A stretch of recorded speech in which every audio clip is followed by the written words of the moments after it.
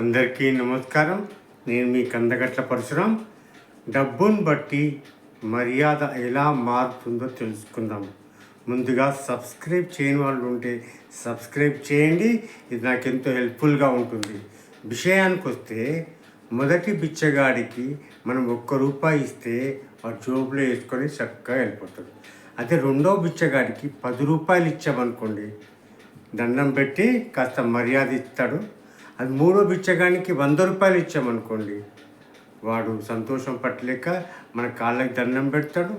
మీరు చల్లంగా ఉండాలంటాడు, మీ ఫ్యామిలీ అందరు బాగుండాలి అని మర్యాద ఇచ్చి మాట్లాడతాడు.